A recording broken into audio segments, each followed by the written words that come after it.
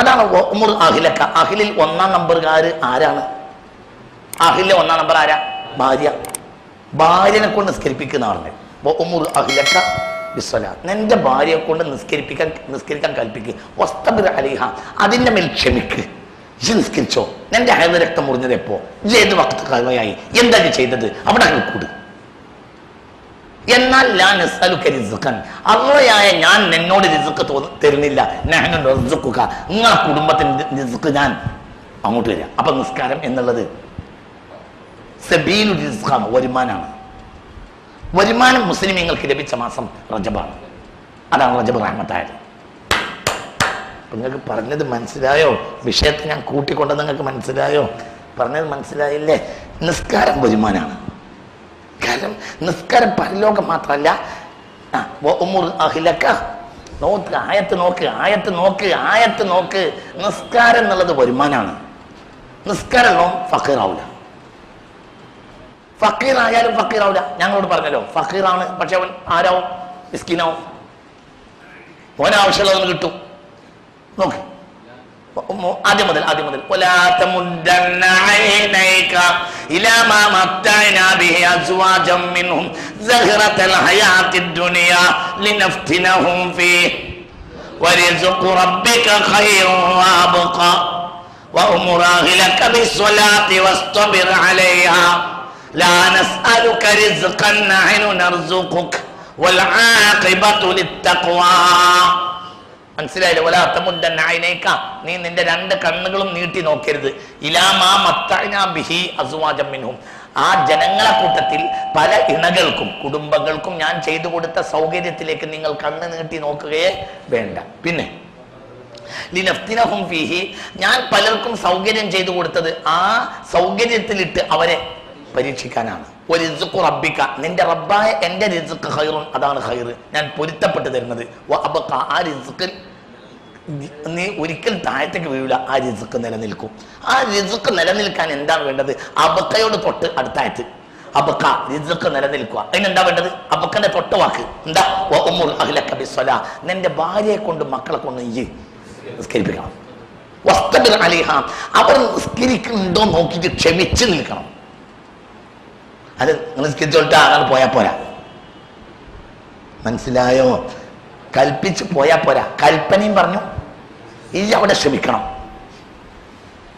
ഈ ഒരു വട്ടം നിസ്കരിക്കാൻ പറഞ്ഞിട്ട് പിന്നെ പറയരുത് ഇനിയിപ്പോ പിന്നെ നടക്കാൻ കഴിയോ? അങ്ങനെ പറയാൻ പറ്റൂല. പിന്നെ നടക്കാൻ കഴിയും. വസ്തബിർ അലൈഹ, ഇത് നിസ്കരിക്കാതെ ഞാൻ അവിടുന്ന് മാറൂല. ഈ ആയത്തിന്റെ വ്യാഖ്യാനത്തിൽപ്പെട്ടതാണ് ഒരു പുരയിൽ ഒരൊറ്റ നിസ്കരിക്കാതിരുന്നാൽ മതി. ആ പുരയിലെ റിസ്ഖ് അല്ലാഹു സുബ്ഹാനഹു വ തആലന്റെ ആ സബീലുൽ യുസ്ർ മുടക്കിക്കളയും. അല്ലാഹു കാക്കട്ടെ. ഒരൊറ്റ ആൾ ഒരു പുരയിൽ സുബഹിസ്കരിക്കാതെ കിടന്നാൽ മതി. ആ പുരത്തെ റിസ്ഖ് പൊരുത്തപ്പെട്ട റിസ്ക് മുടങ്ങും. പിന്നെ ഒരു റിസ്ക് ബിജെപിക്കാർക്കും കിട്ടുന്നുണ്ട്. അത് പൊരുത്തപ്പെട്ട റിസ്ക് അല്ല. നിങ്ങൾക്ക് പറഞ്ഞത് മനസ്സിലായോ? അള്ളാന്റെ പൊരുത്തപ്പെട്ട റിസ്ക് ഒരു പുരയിൽ കിട്ടണമെങ്കിൽ ആ പുരയിൽ ഒരാൾ നിസ്കാരം ഒഴിവാക്കുന്നവൻ ഉണ്ടാകാൻ പാടില്ല, ഉണ്ടായാൽ കിട്ടൂല. അത് സാധാരണ ആണുങ്ങളിൽ നമ്മൾ ശ്രദ്ധിച്ചാലും ആരിൽ വരും?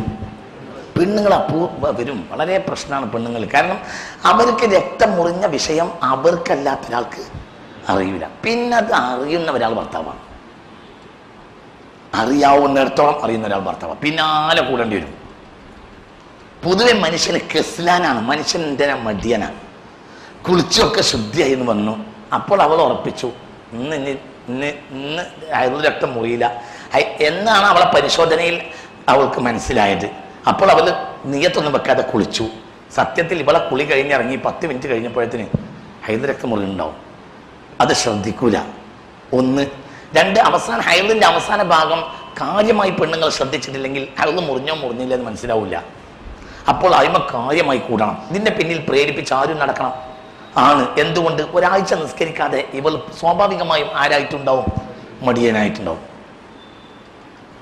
ഇത് പെണ്ണുങ്ങൾക്ക് സ്വാഭാവികമായി. അതാണ് ഉമുർ അഹ്ലക. അഹ്ലിൽ ഒന്നാം നമ്പർ ഭാര്യയാണ്. അഹ്ലി എന്ന് പറഞ്ഞാൽ അതിൻ്റെ അർത്ഥം ഭാര്യ എന്നാണ്. ഇതാ അവിടെ എൻ്റെ അഹ്ലുണ്ട് എന്ന് പറഞ്ഞാൽ പെണ്ണുങ്ങളുണ്ടെന്ന് അതിൻ്റെ അർത്ഥം. മനസ്സിലായില്ലേ പറഞ്ഞത്? ഇയാല് എന്ന് പറഞ്ഞാൽ മക്കള്. അഹ്ലി എന്നാൽ അഹ്ലി ഇയാല് എന്ന് പറയാം. അഹ്ലി ഭാര്യ, ഇയാല് മക്കള്. നിങ്ങൾക്ക് പറഞ്ഞത് മനസ്സിലായില്ലേ? അതാണ് അഹ്ലി. ഉമുർ അഹ്ലക, നീ നിന്റെ ഭാര്യയോട് കൽപ്പിക്കുക ബിസ്വലാ, നിസ്കാരമുണ്ട്. വസ്തബിർ അലിഹ, ആ നിസ്കാരത്തിനും കൊണ്ട് നീ അവിടെ എന്ത് ചെയ്യണം? ക്ഷമിച്ചുകൊണ്ട് നിൽക്കണം. നീ നിസ്കരിച്ചോ, നിനക്ക് എപ്പോഴാണ് ഹൈവ മുറിഞ്ഞത്, നീ എന്താ ചെയ്തത്, അവിടെ അങ്ങോട്ട് കൂടണം, അതിന്റെ പിന്നാലെ കൂടണം. ലാ നസ്അലുക റിസ്ഖൻ, നിന്നോട് എന്നിട്ട് അള്ള പറയാ, ഞാൻ മറ്റു ദൈവ വിഗ്രഹങ്ങളെ പോലെയല്ല. ദൈവത്തിന്റെ തലയിൽ നെയ്യ് ഒഴിക്കണം നേരം വിളിക്കാൻ പോയിട്ട്. ഈ കാണുന്ന ദുനിയാവിലെ ഓരോ ദൈവങ്ങൾക്കും നേരം വിളിത്ത അടിയാളം പോയിട്ട് തലയിൽ കൂടി റിസ്ക് കൊടുക്കണം. എനിക്കത് വേണ്ട. മനസ്സിലായില്ല? നല്ല വർത്താനാണ്, നല്ല വർത്താനാണ്. ഇപ്പൊ ഏത് ക്ഷേത്രത്തിലുള്ള ദൈവത്തിനും അടിയാളം പോയിട്ട് എന്ത് ചെയ്യണം? റിസ്ക്കും നെയ്യും തേനും പാലും മറ്റൊന്നും എന്ത് ചെയ്യണം? തലയിൽ കൂടി ഒഴിക്കണം. എനിക്ക് ഒന്നും തരണ്ട. ലാ നസ്അലുക റിസ്ഖൻ, ഞാൻ നിന്നോട് റിസ്ക് ചോദിക്കൂല. നഹ്നു നർസുഖുക, നിനക്ക് റിസ്ക് ഞാൻ തരുവും ചെയ്യാം. വൽ ആഖിബത്തു ലിത്തഖ്വ, നിനക്കും നിന്റെ കുടുംബത്തിനും നല്ല പര്യവസാനവും തരാം. നല്ല നിലക്ക് നിങ്ങളെ മരിപ്പിച്ചും തരാം. നിങ്ങൾ എന്ത് ചെയ്താൽ മതി? നിസ്കരിച്ചാൽ മതി, നിസ്കാരം ശരിയാക്കിയാൽ മതി. അപ്പൊ നിസ്കാരം രണ്ട് കാര്യമാണ്. ഒന്ന് നിസ്കാരം വരുമാനമാണ്, രണ്ട് നിസ്കാരം ആഖിബത്താണ്. അത് രണ്ടും മുഅ്മിനീങ്ങൾക്ക് ലഭിച്ചത് റജബിലാണ്. അപ്പൊ റജബ് ബറക്കത്തായി, ബറക്കത്തിന്റെ മാസ. അർറാഉ റഹ്മത്തുൻ വൽ ജീമു ജൂദുൻ വൽ ബാഉ ബറക്കത്തുൻ, എല്ലാം ബഹുമാനപ്പെട്ട റജബ്. അള്ളാഹു ഈ നിഅമത്തിൽ നേടാൻ നമുക്ക് തൗഫീഖ് തരട്ടെ. പറഞ്ഞത് നിങ്ങൾക്ക് മനസ്സിലായില്ലേ? ഇതുപോലത്തെ ഒരു മാസമല്ല, ഭയങ്കര വരുമാനമായി, മരണം നന്നായി. നഹ്നു നർസുഖുക, പിന്നെന്താ വാക്ക്? വൽ ആഖിബത്തു ലിത്തഖ്വ, തഖ്വയുടെ പര്യവസാനവും തരാം. ഒരു പൊരയിൽ നിസ്കാരം ക്ലിയർ ആണെങ്കിൽ അവിടുത്തെ വരുമാനം ക്ലിയറോ? വരുമാനം വലിയ മുതലാളിയാവുന്നല്ല, അന്നത്തിന് ആ പൊരയിൽ ഓടുമൂല. ഓരോ നേരത്തും എന്തെങ്കിലും ഉണ്ടാവും. അത് ഏറെയും കുറഞ്ഞൊക്കെ ഇരിക്കും, എന്നാലും കുഴങ്ങൂല. അതൊക്കെ സ്വാഭാവികമല്ലേ, ഏറെയും കുറയാലും.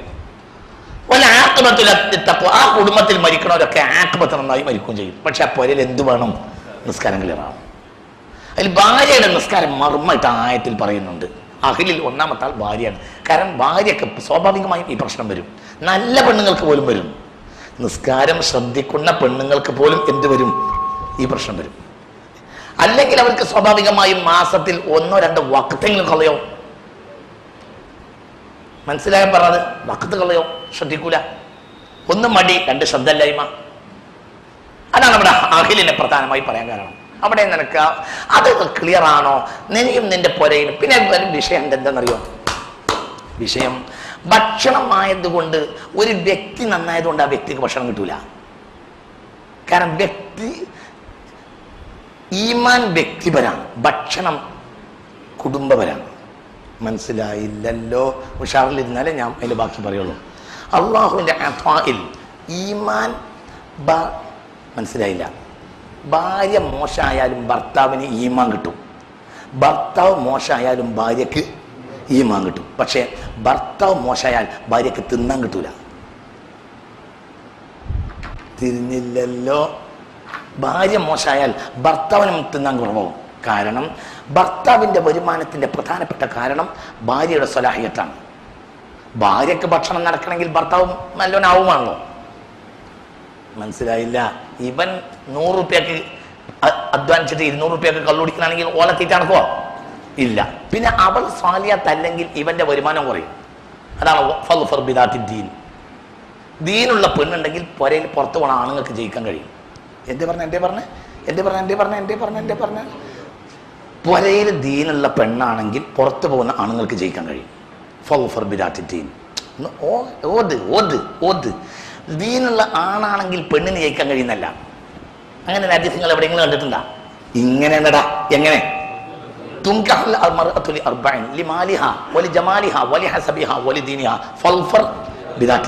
ദീനുള്ള പെണ്ണുണ്ടെങ്കിൽ ഭർത്താവിന് ജയിക്കാൻ കഴിയും. അത് അവള് നിസ്കരിച്ച് നിസ്കാരപ്പായിൽ ഇരുന്നിട്ട് പഠിച്ചവനെ എൻ്റെ കുട്ടികളെ വാപ്പാക്കൊന്നും പറ്റരുതേ എന്നൊരു വാക്ക് പറഞ്ഞാൽ മതി. കാരണം ഓളെ റിസ്ക്കിന്റെ സബീൽ അയാളാ, അതുകൊണ്ട് അയാൾ കുഴങ്ങൂല. അത് എവിടെ പോയി എന്നാലും എന്തെങ്കിലും ഒരു ഹലാലും കൊണ്ടുവരും. നിങ്ങൾക്ക് പറഞ്ഞത് മനസ്സിലായോ? വലിയ മേലെണ്ണൊന്നും ഉണ്ടാവില്ല, എന്നാൽ കുഴങ്ങൂല. ആ നിസ്കാരപ്പായിൽ നിന്ന് ആ പെണ്ണൊരു വാക്ക് പറഞ്ഞാൽ മതി, പഠിച്ചവനെ എൻ്റെ കുട്ടികളെ വാപ്പ അതിനൊന്നും പറ്റരുതേ പഠിച്ചവൻ, എൻ്റെ കുട്ടികളും ഞാനും ഒരു വെയിലെത്താവും, ഒറ്റ വാക്ക് പറഞ്ഞാൽ മതി. അതാണ് പറയാൻ മാത്രമേ അവൾ യോഗ്യമായിരിക്കണം. ഈ കടപ്പുറത്തൊരു വിശ്വാസമുണ്ട്, എന്താണെന്നറിയാം? കടപ്പുറത്ത് പെണ്ണുങ്ങൾ മോശമായാൽ ഭർത്താവ് കടലിന് തിരിച്ചു വരില്ല. വിശ്വാസം. തകഴിയുടെ ചെമ്മീനൊക്കെ ആ ചർച്ച പറയുന്നുണ്ട്. ഞാൻ എപ്പോഴും ആലോചിക്കാറുണ്ട് ഇവിടുന്ന് തകഴിക്ക് ഇത് കിട്ടിയതെന്ന്. ഞാൻ മനസ്സിലാക്കിയത് ഇത് ഹദീസാണ്. ഇത് തകഴിക്ക് കിട്ടിയത് കടപ്പുറത്തെ അരയന്മാരെ വിശ്വാസമാണ്. അരയന്മാർക്കത് കിട്ടിയത് സ്വഹാബികളിൽ നിന്നായിരിക്കും. കാരണം കടപ്പുറത്ത് വന്നിറങ്ങിയവരാണ് ആര്? സ്വഹാബികൾ. കടപ്പുറത്ത് ഏകദേശം സ്വഹാബികളെല്ലാം കടപ്പുറത്താണ് പാർത്തത്. കാരണം ഒന്ന്, കടലിലെ വരുമാനം ഹലാലാണ്. കലർപ്പില്ലാത്ത വരുമാനമാണ് എവിടുത്തത്? ഉറപ്പ്, സംശയിക്കണ്ട.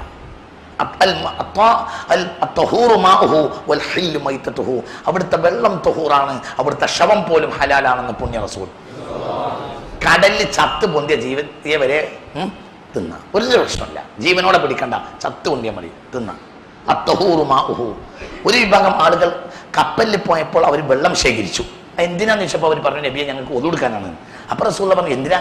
കടലിൽ പോകുന്ന ആള് ഒതു കൊടുക്കാൻ വെള്ളം കൊണ്ടുപോകുന്നു. ലോകത്തെ ഏറ്റവും തുഹൂറായ വെള്ളം കടലിലെ വെള്ളം മുത്ത് മുഹമ്മദ് മുസ്തഫ. കുടിക്കാൻ കൊണ്ടുപോയിക്കോ, ഒതു കൊടുക്കാൻ കൊണ്ടുപോണ്ട. ഉപ്പായതുകൊണ്ട് നമുക്ക് കുടിക്കാൻ കഴിയില്ല, പക്ഷെ എന്തിനു വേണ്ട? ഒതു കൊടുക്കാൻ വെള്ളം കൊണ്ട്. അതിലെ വെള്ളമാണ്. മയ്യത്ത് കുളിപ്പിക്കുമ്പോൾ മയ്യത്ത് കുളിപ്പിച്ചിട്ട് എന്ത് ചെയ്യണം? അവസാനത്തെ വെള്ളം എന്തൊഴിക്കണം? കടൽ വെള്ളം ഒഴിക്കൽ സുന്നത്താണ്. അതുപോലെ വേറെ സംഗതിയില്ല. നിങ്ങൾക്കൊക്കെ എളുപ്പം കഴിയും, ഞങ്ങൾ മൂത്തെടുത്തിരിക്കാൻ പിന്നെയും കഴിയുള്ളൂ. ആരെങ്കിലും ചെയ്യാറുണ്ടോ? ആ സുന്നത്ത് ചെയ്യാറുണ്ടോ? ഉണ്ടോ? നിങ്ങൾ മാത്രമൊക്കെ ചെയ്യാറുണ്ടോ? ഇവിടെയൊക്കെ പോയിട്ട് നല്ലതല്ലേ? അള്ളാഹു റസൂൽ കൽപ്പിച്ചല്ലേ? അവസാനത്തെ ഒരു കുടം വെള്ളം എന്ത്? കടൽ വെള്ളം മേലൊഴിക്കുക, സുന്നത്താണ്. എന്തല്ല കിണറ്റിന്ന് വെള്ളം കോരിയിട്ട് ഉപ്പിടലല്ല, അത് സുന്നത്തില്ല. അത് സുന്നത്ത്. അങ്ങനെ ചില കുട്ടികൾ കാണിക്കണതാണ്, അത് സുന്നത്തേ അല്ല. എന്ത്? കടൽ വെള്ളം മേലെ കൂടി ഒഴിക്കൽ സുന്നത്താണ്. അവസാനത്തെ ഒഴിക്കുന്നത് കടൽ വെള്ളം സുന്നത്താണ്. അത് ഏറ്റവും ശുദ്ധമായ വെള്ളമാണ് പുണ്യ റസൂൽ പറഞ്ഞിട്ടുണ്ട്. ചത്ത് പൊന്തിയ നായ, നീർനായ പോലും തിന്ന. എന്ത്? പ്രധാനപ്പെട്ട മദ്ഹബ് എന്താന്ന് പറഞ്ഞാൽ മത്റൂക്കായ ഒരു സാധനം കടലിൽ ഇല്ല. തിമിംഗലം, ആന, നായ, പന്നി, എന്തും കടലിൽ ഇന്നത് തിന്നാൻ പറ്റുമെന്ന് ചോദിക്കേണ്ടതില്ല. നെന്നെ തിന്നൂലെങ്കിൽ ഇച്ച് തിന്നോ. ഈ എന്നോട് ചോദിക്കണ ഇന്നെ ചോദിക്കാനില്ല. ഇത് കേട്ടോ, അള്ളാന്റെ റസൂല് പറഞ്ഞത് കേട്ടോ. അതിലെ ഏത് ശവവും ഹലാലാണ്. ഇന്നത് ഇന്നത് എന്ന് ഇല്ല. നെണ്ട് തിന്ന, പിന്നെ നിനക്ക് അറപ്പുണ്ടാവുന്നു. അപ്പൊ ചെയ്യുന്നുണ്ട അത് ഹലാലല്ലാത്തോണ്ടല്ല, നിനക്ക് അറപ്പായതുകൊണ്ടാണ്. ഇപ്പൊ ഭൂമിയിലുള്ള എല്ലാ സാധനം ചെയ്യുന്നുണ്ടോ? അറപ്പുള്ളതില്ലല്ലോ. മനസ്സിലായി പറഞ്ഞത്. എന്തും കടലിലെ നീർനായി, കടൽപ്പന്നി തിന്നാം. നമ്മൾ അറപ്പുള്ളത് കൊണ്ട് തിന്നൂല, പക്ഷേ തിന്നാം. കടലിൽ ഒഴിവാക്കേണ്ട ഒരു സാധനവും ഇല്ല, ഒന്നുമില്ല. കടലിൽ ഒഴിവാക്കേണ്ട ഒരു സാധനമില്ല. അല്ല, ഏത് ശവവും ഹലാലാണ്, എന്തും. അത് ആ വെള്ളത്തിന്റെ പ്രത്യേകതയാണ്. അതിലൊരിക്കലും മുതിർന്നായ ഒരു സാധനം കിടക്കൂല. മനുഷ്യനെ ഉപദ്രവിക്കുന്ന ഒരു സാധനം കടലിൽ, മനുഷ്യന്റെ ശരീരത്തിന് കേടുള്ള ഒരു സാധനം കടലിൽ ഉണ്ടാവില്ല. അതാണ് എൻ്റെ രീതി. അങ്ങനെയാണ്. അരയന്മാരെ വിശ്വാസം പറഞ്ഞു. അരയന്മാർക്ക് ഈ വിശ്വാസം കിട്ടിയത് സ്വഹാബികളിൽ നിന്നായിരിക്കും. ഇത് ഹദീസാണ്. അതിനെ തിരിച്ചു വരണമെങ്കിൽ ഭാര്യ ശുദ്ധിയായിരിക്കണം എന്ന്, അതായത് വളരെ ചീത്തയായ പെണ്ണാകാൻ പാടില്ല. ഇത് ഈ ഹദീസിൽ ഉൾപ്പെട്ടിട്ടുണ്ട്. ഇതുപോലത്തെ വേറെ ഹദീസുണ്ട്. ഫൽഫർ ബിദാത്തുദ്ദീൻ, ദീനുള്ള പെണ്ണ് പൊരയിലുണ്ടെങ്കിൽ ജയിക്കുക. അപ്പൊ ഇവിടെ പെണ്ണുങ്ങൾ നിസ്കരിക്കണം. അതവിടെ പറയാൻ കാരണം ഉമുർ അഹ്ലക ബിസ്സലാത്തി വസ്തബിർ അലൈഹാ ലാ നസ്അലുക റിസ്ഖൻ നഹ്നു നർസുഖുക വൽ ആഖിബത്തു ലിത്തഖ്വ. അപ്പൊ ഇതെല്ലാം ഈ നിസ്കാരം വരുമാനവുമാണ്, ആഖിബത്തുമാണ്. അതാണ് നിസ്കാരം. ആ നിസ്കാരം ഉമ്മത്ത് മുഅ്മിനത്തിന് ലഭിച്ചത് റജബിലാണ്. ബഹുമാനപ്പെട്ട ഫാത്തിഹ ലഭിച്ചതും റജബിലാണ്. റജബ് 27 പകലിൽ ളുഹ്റിന്റെ നേരത്താണ് എന്തിറങ്ങിയത്? ഫാത്തിഹ ഇറങ്ങിയത്. റജബിലാണ് സിദ്റത്തുൽ മുൻതഹയിലേക്ക് മുത്ത് മുഹമ്മദ് മുസ്തഫ തങ്ങളെ ഉയർത്തപ്പെട്ടത്. റജബിലാണ് റസൂൽ അമ്പിയാക്കൾക്ക് ഇമാമായി നിസ്കരിച്ചത്. ഇതെല്ലാം റജബിലാണ്. അതുകൊണ്ട് റജബുൻ ഷഹ്റുല്ലാഹ്, റജബ് അല്ലാഹുവിന്റെ മാസമാണ്, ഭയങ്കര റഹ്മത്തിന്റെ മാസമാണ്. അള്ളാഹിനോട് തേടിയാൽ ലാ യുറദ്ദു ഫീഹി സാഇൽ, ഒരു ചോദ്യക്കാരനെയും റജബിൽ അല്ലാഹു തആല തട്ടൂല.